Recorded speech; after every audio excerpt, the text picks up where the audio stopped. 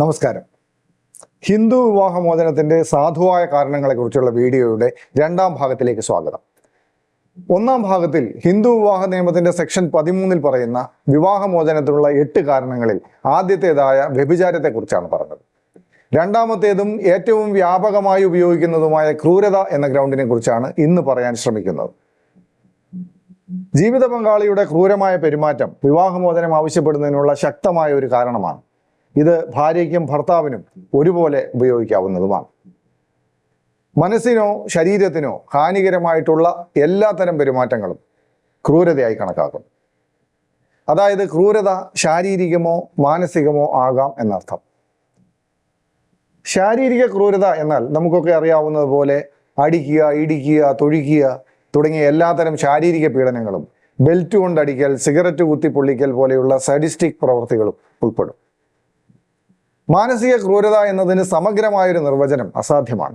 അത്തരത്തിൽ സമഗ്രമായൊരു നിർവചനം നൽകാൻ ഒരു കോടതിയും ശ്രമിക്കരുത് എന്നാണ് സുപ്രീം കോടതി പറയുന്നത്.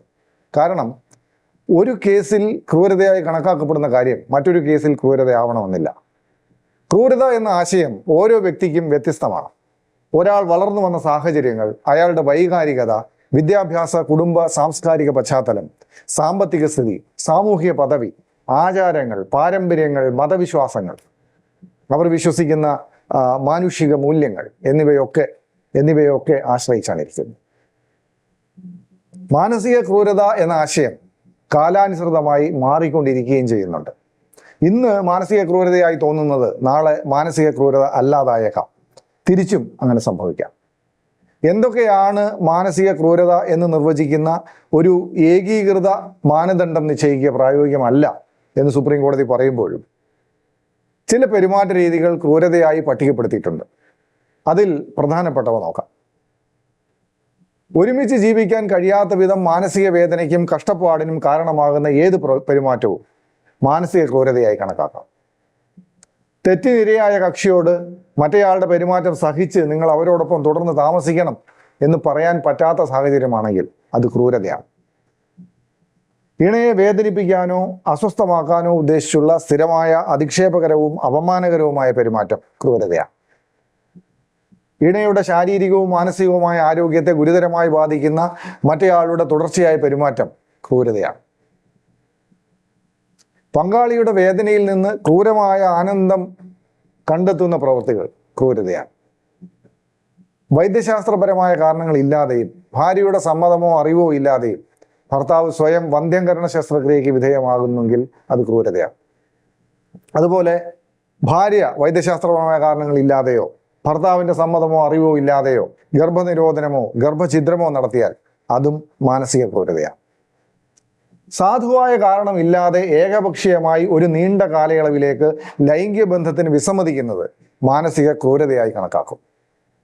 കുട്ടികൾ വേണ്ടെന്ന് ഭർത്താവോ ഭാര്യയോ ഏകപക്ഷീയമായി തീരുമാനിക്കുന്നത് ക്രൂരതയാണ്.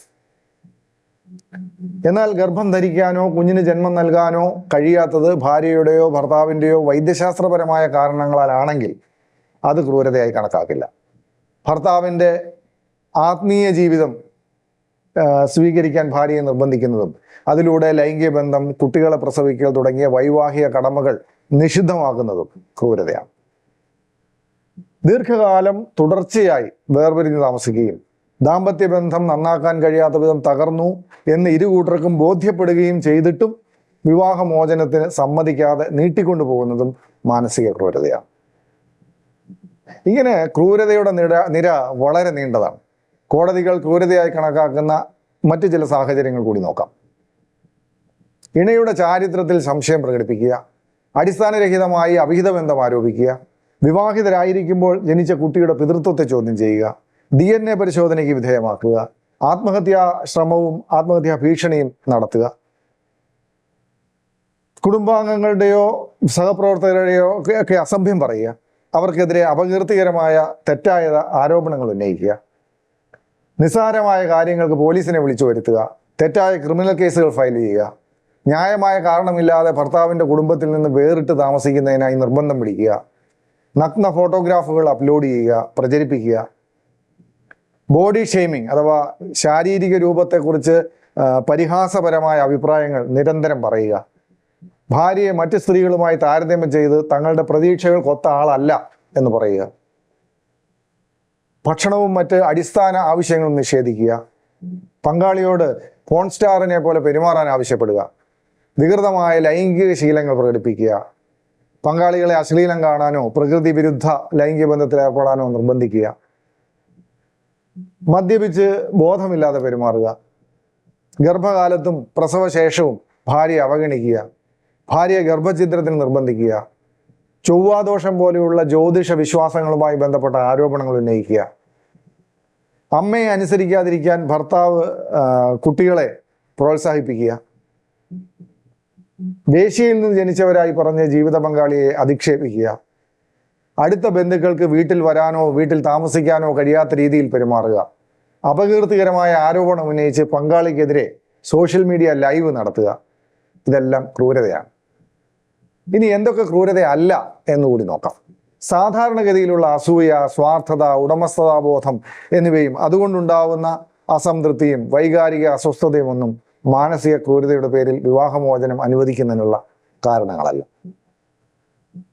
വിവാഹ ജീവിതത്തിൽ സംഭവിക്കുന്ന നിസ്സാരമായ അസ്വസ്ഥതകൾ, വഴക്കുകൾ, കാലപ്പഴക്കം ദാമ്പത്യത്തിലുണ്ടാക്കുന്ന സ്വാഭാവിക തേയ്മാനങ്ങൾ, ഇതൊന്നും മാനസിക ക്രൂരതയുടെ പേരിൽ വിവാഹമോചനം അനുവദിക്കുന്നതിന് മതിയായ കാരണങ്ങളല്ല. ഒരുപാട് വർഷം നീണ്ട ദാമ്പത്യത്തിനിടയിലുണ്ടായ ചില ഒറ്റപ്പെട്ട സംഭവങ്ങൾ ക്രൂരതയായി കണക്കാക്കില്ല. ഒരു തവണ എന്തെങ്കിലും കളിയാക്കി പറയുക അത് ക്രൂരതയല്ല. ദാമ്പത്യ ജീവിതം മൊത്തത്തിലാണ് അവലോകനം ചെയ്യേണ്ടത്. മോശം പെരുമാറ്റം വളരെ കാലം നീണ്ടു നിൽക്കുകയും ദ്രോഹിക്കപ്പെട്ട കക്ഷിക്ക് മറ്റേ കക്ഷിയോടൊപ്പം ഇനി അങ്ങോട്ട് ജീവിക്കാൻ വളരെ ബുദ്ധിമുട്ടാണ് എന്ന് തോന്നുന്ന തരത്തിൽ ബന്ധം വഷളാവുകയും ചെയ്താൽ മാത്രമേ അത് മാനസിക ക്രൂരതയായി കണക്കാക്കുകയുള്ളൂ.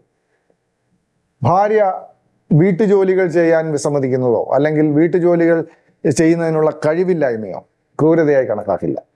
പാചകം ചെയ്യാൻ അറിയില്ല എന്നതും ക്രൂരതയല്ല. സാമ്പത്തിക തട്ടിപ്പുമായി ബന്ധപ്പെട്ട ക്രിമിനൽ കേസുകൾ ഉൾപ്പെടുന്നതോ ചെക്ക് കേസിൽ ജയിലിൽ കിടന്നതോ ക്രൂരതയായി കണക്കാക്കില്ല. ഒരിക്കൽ നടന്ന ക്രൂരമായ പ്രവൃത്തികൾക്ക് മാപ്പ് നൽകി ഒരുമിച്ച് താമസിച്ചു കഴിഞ്ഞാൽ പുതിയ ക്രൂരത സംഭവിക്കുന്നില്ലെങ്കിൽ ആ പഴയ പ്രവൃത്തികൾ വിവാഹമോചനത്തിനുള്ള കാരണമായി ഉപയോഗിക്കാൻ സാധാരണഗതിയിൽ കഴിയില്ല. ഉദാഹരണത്തിന്, ഇപ്പോൾ കുട്ടികൾ വേണ്ട, അതുകൊണ്ട് അബോർഷൻ നടത്തണമെന്ന് ഭർത്താവ് ആവശ്യപ്പെടുന്നു എന്ന് കരുതുക. ഭാര്യ അത് സമ്മതിക്കുന്നു, അബോർഷൻ നടത്തുന്നു. തുടർന്ന് അവർ ഒരുമിച്ച് കുറേ കാലം താമസിക്കുകയും പിന്നീട് വർഷങ്ങൾക്ക് ശേഷം വിവാഹമോചനത്തിന് കേസ് വരുമ്പോൾ ആദ്യത്തെ ഗർഭചിത്രം ക്രൂരതയാണെന്ന് വാദിക്കാൻ ഭാര്യയ്ക്ക് കഴിയില്ല. പക്ഷേ വിവാഹമോചന നടപടികൾ പുരോഗമിക്കുന്ന സമയത്ത് ഇണകൾ താൽക്കാലികമായി വീണ്ടും ഒന്നിച്ച് താമസിച്ചു എന്നതുകൊണ്ട് മാത്രം അതുവരെയുള്ള എല്ലാ ക്രൂരതകൾക്കും മാപ്പ് നൽകി എന്ന് കണക്കാക്കാനും ആവില്ല. മാപ്പ് നൽകലിനെ കോടതി നിരീക്ഷിക്കുന്നത് പ്രത്യേക രീതിയിലാണ്. ഓരോ ക്ഷമാപണത്തിലും ക്ഷമ ലഭിച്ച ഇണ ഭാവിയിൽ തെറ്റുകൾ ആവർത്തിക്കുകയില്ല എന്ന അന്തർലീനമായൊരു വ്യവസ്ഥയുണ്ട് എന്ന് കോടതി നിരീക്ഷിക്കുന്നു. ക്ഷമിച്ചതുകൊണ്ട് മാത്രം ഒരു തെറ്റും ശാശ്വതമായി തുടച്ചു നീക്കപ്പെടുന്നില്ല. മറിച്ച് അത് ഒരു താൽക്കാലിക നിദ്രയിലാക്കപ്പെടുകയാണ്, ഹൈബർനേഷൻ എന്ന് പറയുന്ന അവസ്ഥ. തെറ്റ് ചെയ്ത ഇണ ആ ഔദാര്യത്തെ ചൂഷണം ചെയ്യുകയും വീണ്ടും അത്തരത്തിലുള്ള ക്രൂരതകളിലേക്ക് നീങ്ങുകയും ചെയ്താൽ മുൻപ് ക്ഷമിച്ചു കൊടുത്ത ക്രൂരമായ പ്രവൃത്തി പുനരുജ്ജീവിക്കുകയും വിവാഹമോചനത്തിനുള്ള സാധുവായ ഒരു കാരണമായി അത് മാറുകയും ചെയ്യും എന്നാണ് കോടതി പറയുന്നത്.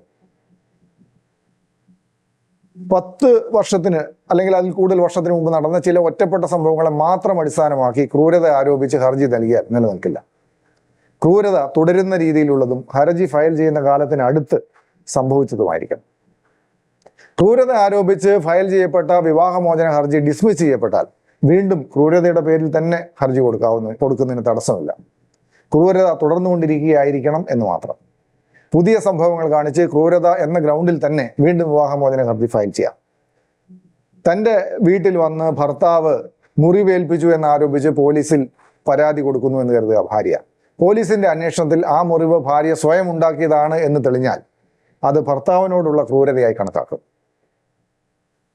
ഭർത്താവിൻ്റെ വരുമാനത്തിൽ നിന്ന് മാതാപിതാക്കൾക്ക് ചെലവിന് കൊടുക്കുന്നത് ഒഴിവാക്കാനായി കുടുംബത്തിൽ നിന്ന് വേർപിരിഞ്ഞ് താമസിക്കാൻ ഭാര്യ നിരന്തരം നിർബന്ധിക്കുകയാണെങ്കിൽ അത് ഭർത്താവിനോടുള്ള ക്രൂരതയായി കണക്കാക്കും. ഭർത്താവിനെ നാണം കെടുത്തുക എന്ന ഉദ്ദേശത്തോടെ ഭാര്യ ഭർത്താവിൻ്റെ മേലുദ്യോഗസ്ഥർക്ക് പരാതി അയക്കുന്നത് ക്രൂരതയാണ്.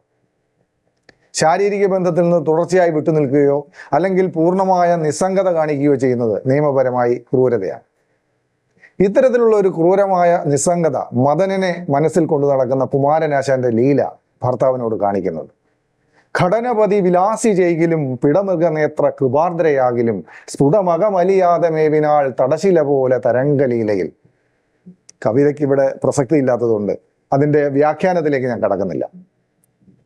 പാർട്ട് 2 ഇവിടെ അവസാനിക്കുന്നു. വിവാഹമോചനത്തിനായി ഭാര്യയ്ക്കും ഭർത്താവിനും ഉപയോഗിക്കാവുന്ന ബാക്കി 6 ഗ്രൗണ്ടുകളും ഭാര്യയ്ക്ക് മാത്രമായുള്ള മറ്റ് 4 ഗ്രൗണ്ടുകളും പരസ്പര സമ്മതത്തോടെയുള്ള വിവാഹമോചനവും പാർട്ട് 3 അപ്ലോഡ് ചെയ്തിട്ടുണ്ട്. നന്ദി, നമസ്കാരം.